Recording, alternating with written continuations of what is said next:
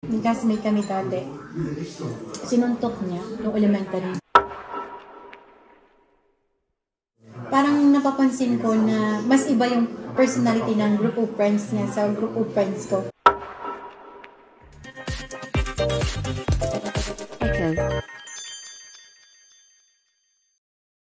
So how about nung diba growing up, nung kinuwento mo kanina, any instance nung paano nyo pinoprotektahan yung isa't isa?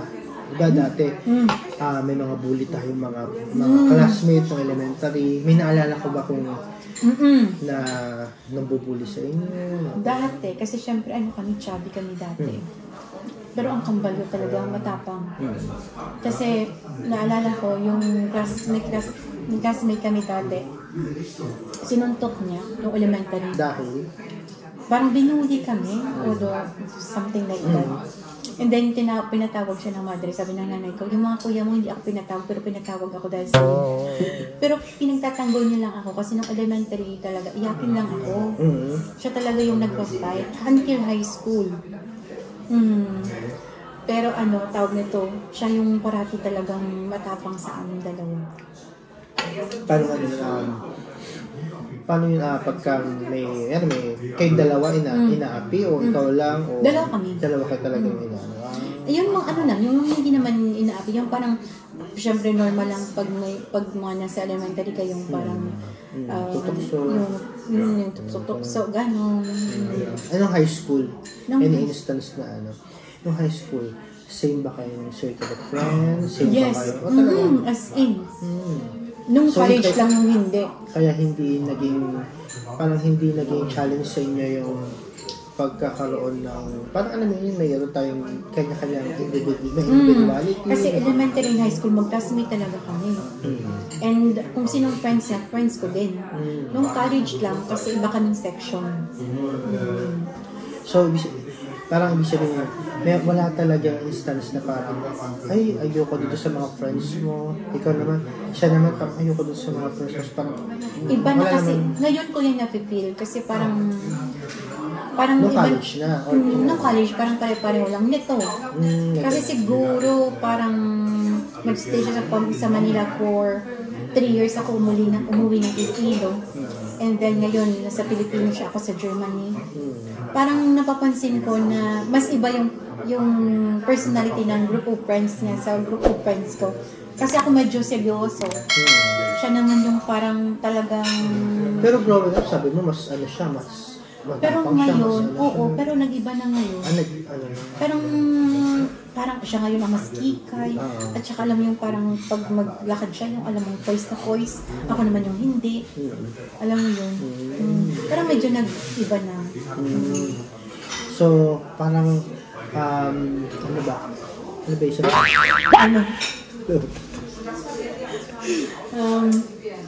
yung nung high school kami, parang feeling ko, we really have a wonderful childhood.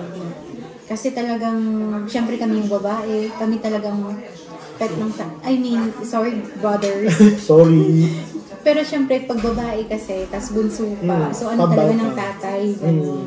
Totoo. So, pero yung very close kami ng mga brothers ko up until now. Yung family na silang tatlo? Oo. 9 na aking mga pamangkins. Yeah. 360 ka tatlo sila, hindi na? Ha? Tigta tatlo sila? Hindi, 441. Wow. Ano pa ba? Sa family, ano yung parang routine nyo mula nung bata kayo hanggang sa ngayon? Parang... Kasi kami, sobrang simple lang talaga. Yung nanay ko, very simple. Kasi hindi maluho. Tapos, alam mo yung pupunta lang kami sa market. Sali masaya na kami. Tapos, midwife kasi yung nanay ko. Yung tatay ko naman, nasa politika. Pero mga lang, sa baba lang. Pero parang kaya malapit kami sa tao. Kasi yung parang, syempre yung nanay ko, midwife, yung tatay ko public servant. So, talagang sanay kami sa tao and then very close din kami sa mga tao. So, ganun din naman kapatid ko. And then, Talagang, sabi ko maganda naman ang pagpapalaki sa amin. Baliktad dun sa relationship niyo with parents. Ano may nagawa kayong dalawang mali. Ay, may nagawa yung isa sa inyong kambal. May nagawang mali. Paano yun? Pag pinagalitan niya siya o ikaw, paano yung atake? Yung dati, nung maliit kami, hindi ako pinapalo. Yung kambal ko ang pinapalo ng tatay ko. Pero growing up, hindi na kami pinapalo. Pinagsasabihin lang. Pero mas takot ako personally sa nanay ko. Yung tatay ko naman, pag magalit kasi parang bagyo. Isang buhos lang. Tapos after nun, wala na. Yung nanay ko naman, tahimik lang. Pero feel mo na galit siya. Pero madalang magalit ang nanay ko. Kaya parang parang idol ko siya on how, kung paano siya ba mag-handle ng things.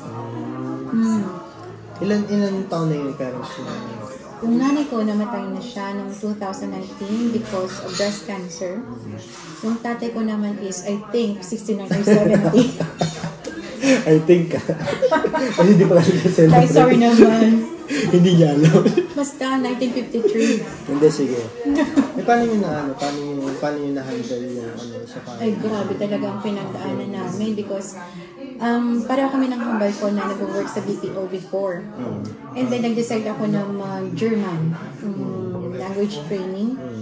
And then, after nun, nag-quit ako ng job ko kasi umuwi ako ng Iloilo para uwian yung nanay ko kasi nga na-diagnose siya ng breast cancer.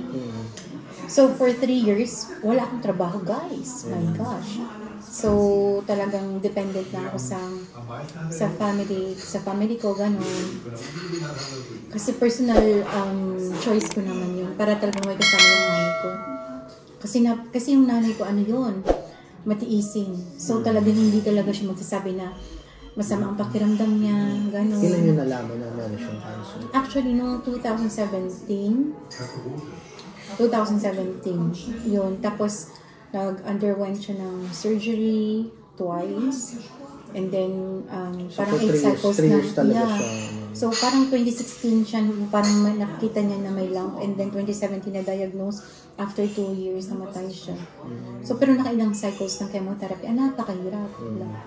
Yeah, napakahirap pala kasi ako talaga yung sumama sa nanay ko. So, parang, ang hirap pala talaga siyang i-manage. Kasi, alam ba, hindi ka pwedeng umiyak. Alam mo yun. Kasi nga, maladown yung nanay mo. Kasi yung nanay ko napaka-tapang when it comes to sa paghihirap ng buhay. Pero so, hindi ko dapat ipakita yun. Ay, Diyos ko, umiyak na lang ako pag gabi, gano'n. Napakahirap. Yung kambal mo, Yung kambal ko naman, nag-stay siya sa Manila. Kasi nga, siya yung may insurance kami. May insurance siya. So, she has to stay there para sa insurance ng nanay ko at ako naman yung mag-alaga sa nanay ko. Kasi yung mga kuya ko nagtatrabaho din. Doon yung nawala yung...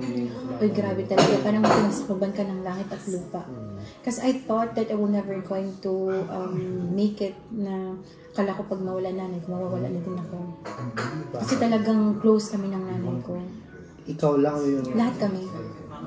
Very close kami sa parents namin. Lalo na sa nanay. So, grabe. Parang masasabi ko na depression. Yung talaga yung sinasabi yung 6 months talaga. So, ikaw? Ako. Kasi I have to stay there after namatay yung nanay ko kasi kailangan kong marami akong ayusin yun. And then sa part naman ng kambal ko, parang nakakonsensya siya kasi hindi niya naalagaan yung nanay ko. Yun yung parang hugot niya. Oo, ako naman, parang financially hindi ko natulungan yung nanay ko, gano'n. Pero sabi ko sa kanya, kung hindi tayo sa insurance mo, hindi mabibigyan ng maayos sa treatment yung nanay natin. Ako naman, sabi ko ng sarili, ginawa ko naman ng lahat para alagaan siya ng mabuti. May ganun yun sa pamilya. May magpifinance talaga. Oo, gano'n. Meron mo mag-aalaga. So, lahat yun, collective effort. Totoo. And yun yung gusto ko. Yung family, diba? Yeah, yun yung gusto kong as a family, as a Filipino culture. Kasi, minsan may mga tao na parang question yun, hindi mo siya nalagaan, hindi mo isa naman, hindi ka naman nagbigay, hindi ka naman. Pero at the end of the day, yung idea na magkakapatid kayo, pareho kayong inalagaan, pareho kayong nagbuhos ng pawis. Oo, kasi tulungan kami Diba? talaga. Yung first, second, third brother, at saka yung kambal ko, tulungan kami kung kailangan ng nanay namin, gano'n. Pero napakahirap pala talaga. Di ba 3 kayong babae sa pamilya? Ngayon nawala yung isa. Ano naramdaman niyo bilang kambal kayong dalawa? Ang na-feel ko talaga after yung wala ng nanay ko, kasi ako doon yung natira sa bahay, parang ako naging nanay. Bakit ko nasabi? Parang, andyan ang kuya ko, andyan ang tatay, pero ang tatay ko kasi, na-stroke siya. So, kailangan ko lahat doon, kailangan kong lahat doon nagampanan. Even though, andyan pa yung nanay ko, nakikil ko na yun. Kasi yung mga stress niya, hindi siya dapat ma-stress. So, pati yung mga household chores, pati yung dapat kakainin araw-araw, oh my gosh. And then, talagang ikaw mag-iisip. And then, lahat ng, syempre, when it comes to medical, ikaw din magde-decide. Sabihin mo sa mga kuya mo, for example, but at the end of the day, ikaw din minsan magde-decision, and it's very hard. Yeah. Yung, syempre, nung after nung mawala yung mama mo, ano yung na-realize yung dalawa, ikaw, yung mga kakapatid? Alam mo, kasi nung nawala yung nanay ko, parang... Totoo ba ang nanay ang ilaw ng tahanan? Super. Kasi para sa akin, yung nanay talaga yung nagbaband ng family. Napakahirap ng walang nanay. As in, iba kasi ang, for me, iba ang pag-intindi ng nanay. As in, Sa atin, oo. anak. Kasi yung tatay magagalit sa'yo, hindi naman sa lahat Pero sa amin, for our family, yung nanay kasi talagang kahit na mali-mali ka talagang tatanggapin ka pa. Yung tatay kasi medyo, hindi, mali ka, gano'n. Tapos, kailangan ma-realize mo ka ma-realize mo gano'n. Yung nanay naman very soft-hearted, parang whatever, basta yung anak ko yan, gano'n. Napakahirap ng walang nanay, as in. Ngayon, after nung nawala ang nanay ko, feeling ko, nawalan ako ng anchor. Feeling ko, I'm lost. And then, I have to begin again from zero. And I have to find myself. Kasi wala akong trabaho. Hindi ko alam kung anong gagawin ko sa buhay ko. And then, as in, financially, mentally, emotionally, talagang zero. So it's been ilang years na? 3 years? 4 years na. 4 years na. 2020, 2021, 22, 23, 4 years na. Magka 5 years na siya. Kamusta kayo ng family mo? Kayong dalawa magkambal? Kamusta kayo ngayon? Alam mo, nagiging proud and happy lang ako kasi yung parang yung kami magkakapatid, nandyan pa rin para sa isa, para magsuportahan. Parang ngayon yung parang nakikita ko na kahit na wala tayong nanay, andito tayong 5, ganun. We have to support each other. And then kaya, ang pinaka one thing is that we should make our mother proud. Na kahit, kasi yung hindi basta-basta ang pinagdaanan ng nanay namin. So parang ngayon, we have to really be strong for her to be proud of us. Mga ganun mga level. Sa lahat ng mga ginawa niya. Uy, grabe ang sakripisyo ng nanay namin. Cut.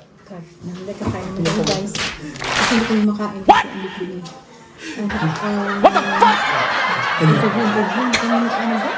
A few moments later.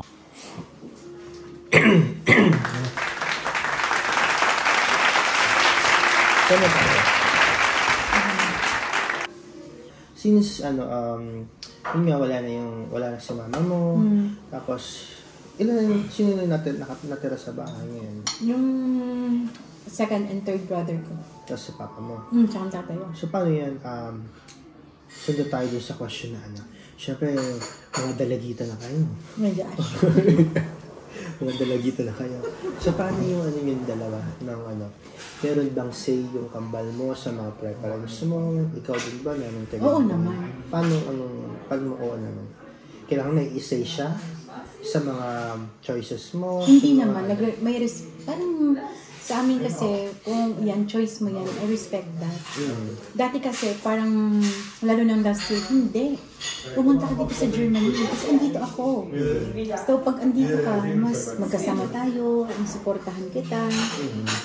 And then siya, hayaan mo muna ako mag-decide sa self ko. Kasi alam ko ang ginagawa ko. Hindi ako naman, hindi. Kasi, alimbawa, may binibili ako. Parang masasad ako na hindi ko siya mabilan o wala siya dito. So, feeling ko, mas makakabuti na pupunta siya dito. And, sa relationship, sa mga boys, may say ba siya? OMG. Sa mga boys, may say ba siya? Ano lang kami, may mga crush-crush, tapos sabihin na, share lang kami na share, gano'n. Pero hindi kami yung very supportive sa isa't isa. Ano? Very supportive.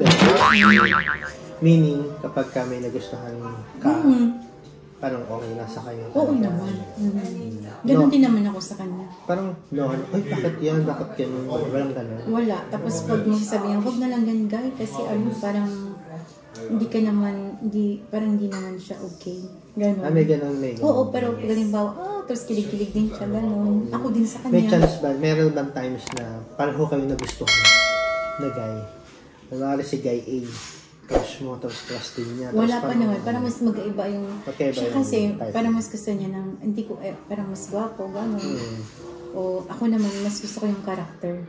Tapos sinabi, ang pangit naman ang crush mo. Siya talaga physically, yung gusto niya.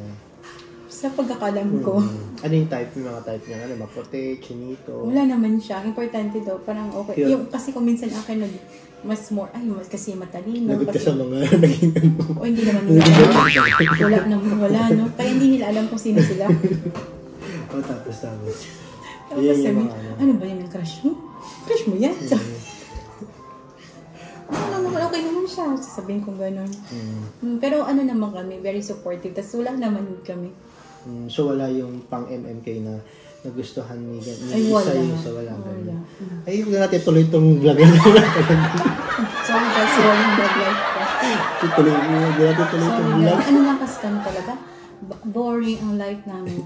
Bahay, friends, ganun. Masyado kami masunurin. Pero hindi tama lang. Nakapag-enjoy naman sa life. Huwag natin tuloy. Wala palang Guys, gano'n. boring ko. Yung excitement. Last, 2 questions. Kasi magsasara na ako. Magsasara na pala, guys. Oo. Ito na lang.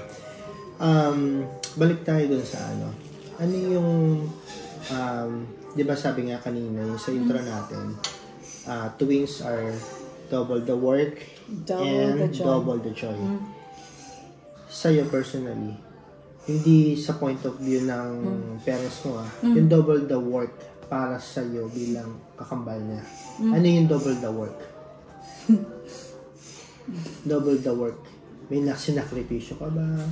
Meron ka ba? Nung high school kami, kasi yung kambal ko, Guy, ikaw nang gumawa ng reaction paper? Ayoko nga. Sige na ako. Tapos siya pa magagalit, no? Kasi mas matalino ang kambal ko kaysa sa akin. Pero ako lang mas matyaga. Kasi sabi niya, dati nung college kami, Guy, please naman, gawin mo na yung reaction paper ko. Ayoko nga. Tapos magagalit siya, gagawin ko na lang, no? Parang... Hindi naman siya. Tapos magdampo-tampo. Gano'n. So, gagawin ko na lang. So, pero hindi ko naman yun piniperceive na pabigat or double the work. Never. Never. Yung parang pabigat sa'yo, Hindi, never ko na-perceive yun. Pero minsan nakakainis siya, ha? Kasi siya pa yung siya pa yung galit. O hindi, lang, yung lambing. O yung double the joy bilang kambal. Yung kambal ko kasi very generous. As in, kung manalo man siya, ibibigay niya natin, lalo na sa family niya. Tapos, very... Ano manalo saan sa... Whatever. Halimbawa, manalo siya ng something ng pera or whatsoever, ibibigay niya natin sa amin. As in, wala siyang pera sa sarili niya. And then, yung kambal ko si Mai, very, very supportive sa akin. As in, yung mga lowest moments ko, siya talagang nag-cheer up. Kung minsan nga nakukonsensya ako kasi kung siya ang down, hindi ko siya nag-cheer up. So, parang, kung may choice ka, kung may choice ka na ipanganak ulit, gusto mo bang ipanganak ka ng kambal pa o pwede sana na yung may kasunod mo na lang siya. Ay, hindi. Gusto ko talaga kambal. Parang hindi ko ma-imagine ang life ko na wala yung kambal ko. Kasi, bakit? Sabi ko, hindi ako iyak. Pero pinaiyak mo pa eh. Hindi, sige. Ano na lang yung last question. Ano yung sa tingin, ano yung pwede mo ipangako, ano yung pwede mo, ano yung sa kambal ko? Sa kambal mo, pangako sa kanya, at ano yung gusto mong sabihin sa kanya? Andito siya ngayon. Parang mapapromise ko sa kanya na I will always understand her. You. Na kahit ano man yung, syempre, we're not perfect. Marami kayong mga differences na dalawa. But I will continue to understand you. It's na talagang susuportahan kita. And then I will respect your decision because you have to grow on your own. You have to have your own identity that is apart from me. And I'm really so proud of you on what you've become. Though you have shortcomings in life, but I'm really proud of how you handle things. And I'm so excited for you na in the future, kung ano man yung mga gusto mo sa buhay, that you're going to discover more of yourself and per best turn of English, mas ma-improve. Mas ma-improve mo yung self mo, mas tawag nito, mas makita mo yung world, mas ma-discover mo yung capacity and skills mo at yung kakayanan mo, and I'm so excited for you because you're really a wonderful woman and ang dami mong mga kayang gawin, and I'm so excited na mapapakita mo yun sa ibang tao. Paano mo siya na-appreciate na bilang kapatid mo, bilang kakambal mo? Kasi very supportive talaga siya sa akin, as in, alam mo yung pag mag-exam ako, kaya mo yan, guy. Talagang nagme-message siya na yung ermutigan, yung encouragement niya sa akin, grabe, to the highest level. Lastly, yung pinaka-message mo sa akin. I love you, Mama Chup Chup. What? I love you, Yam. Yeah. Paano kung hindi ka nagustuhan na lalaki para sa kanya? Ay, sabihin ko talaga sa kanya. Ano ba yan yung boyfriend? Hindi naman yun sa itsura niya. Ano pa, pangit naman ng ugali. Sabi mo, pogi siya mo mag-ano. Oo, pero syempre mas gusto ko yung character. Kaya huwag kang mag-ano dapat character-wise, okay? Sige na, babay na tayo. Ito guys, once again, thank you sa papalabas natin tong vlog natin sa Valentine's season. Ay, wow. So, muli, alam naman natin na iba't ibang klase ng pagmamahal. May pagmamahal na romantic, may pagmamahal na platonic, at syempre may pagmamahal sa family. And yung family, meron siyang umbrella. So yung umbrella niya is yung pagmamahal ng siblings. So, kung ano man yung pagmamahal na meron tayo, ang importante lang is ibigay natin yun sa mga tao na deserving. Yes. And lalo na yung family natin. Of course. Diba? Lalo na yung mga tao na nandyan para sa atin. Siyempre kasi yung kasabihan na blood is thicker than water. And hindi man araw-araw Valentine's Day at hindi man araw-araw ay nakikita tayo o nasasabi natin yung mga bagay-bagay sa pamilya natin.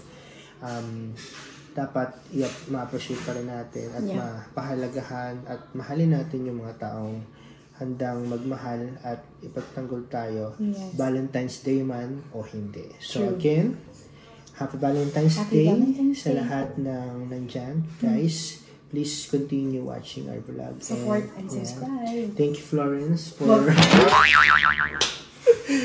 napakagandang chikahan. Alam, sa susunod ulit na. Okay. Iba naman. Papasyal tayo sa sure. Ipapakita na next video. Sige guys. So, bye-bye. Thank you. Kain mo na kami kasi ano oras. Kami na ng tao guys. Kaya medyo bilis na namin pagkain, no? Bye. Okay.